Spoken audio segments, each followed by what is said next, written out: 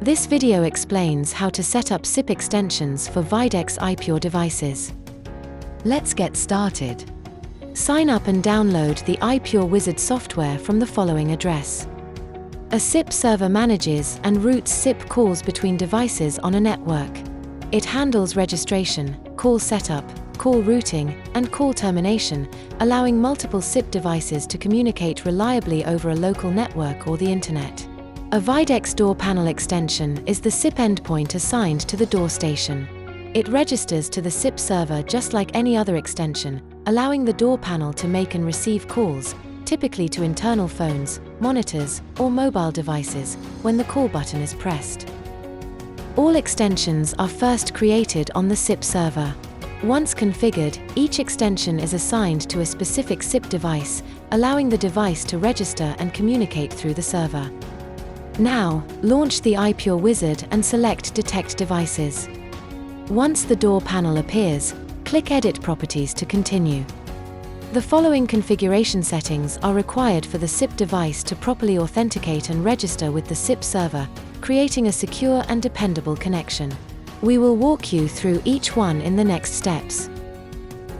Select the SIP tab, enable the SIP client, and enter a unique user ID, for example 101. The user ID is the unique extension number or account name that identifies this device to the SIP server. Now, in the authorization name field, type 101 to match the extension credentials we created earlier.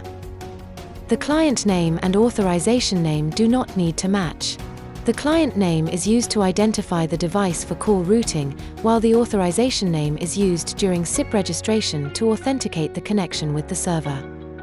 Next, enter the IP address of the SIP server. This is the network address of the server that manages and controls all call routing and registrations. The device needs this address so it knows exactly where to send its registration request and call signaling information. Make sure SIP registration is enabled. By ticking this option, you're allowing the device to actively register with the SIP server, which means the server knows the device is online and can route calls to and from it.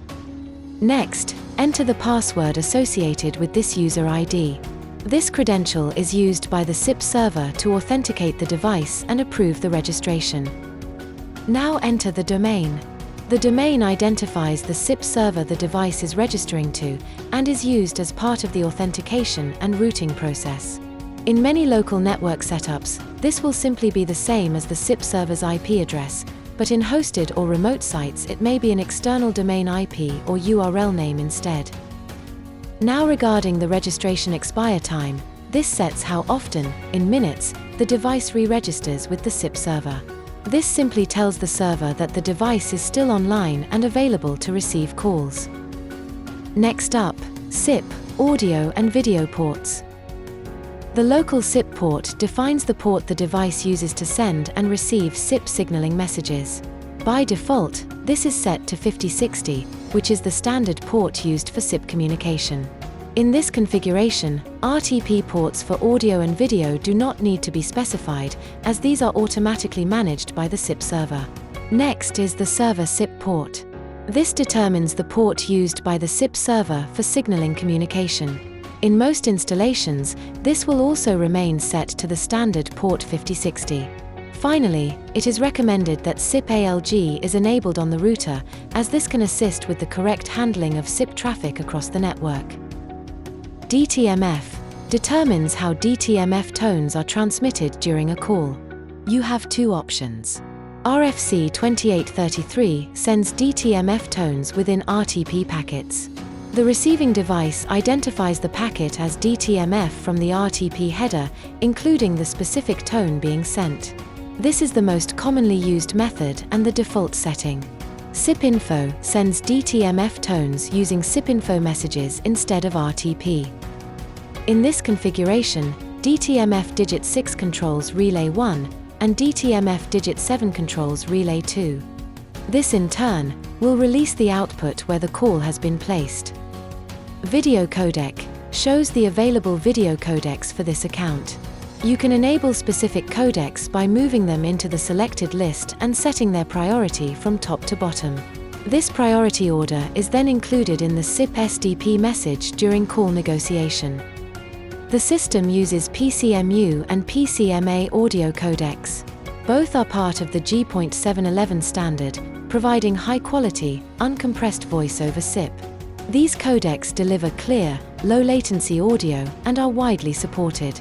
Note: the audio codec cannot be changed in this setting, it is fixed and handled automatically by the system. Next, select the Buttons tab. From the drop-down list, choose the call button that will be used to initiate the SIP call. Now select Call SIP ID from the drop-down list. Enter the SIP extension that will be dialed when the call button on the Videx door panel is pressed.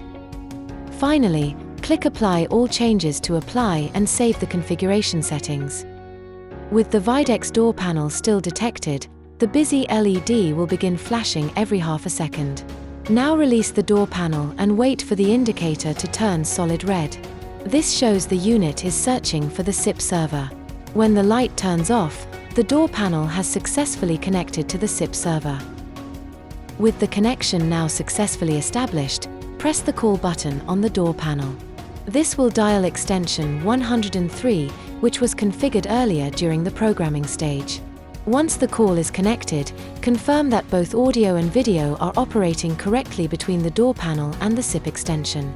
To activate Relay 1 and release the door, simply press 6 on the SIP extension telephone.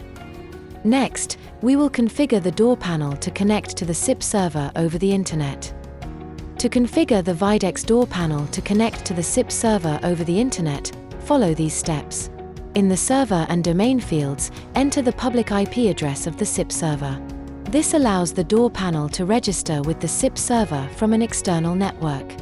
When connecting to a SIP server over the Internet, the behavior is slightly different. After the door panel is released from the wizard, it will first search for the network gateway. During this process, the busy LED will flash at 1-second intervals. Once the gateway is detected, the indicator will change to a solid red light while the door panel establishes a connection to the SIP server. When the light turns off, the door panel has successfully connected. Thanks for watching.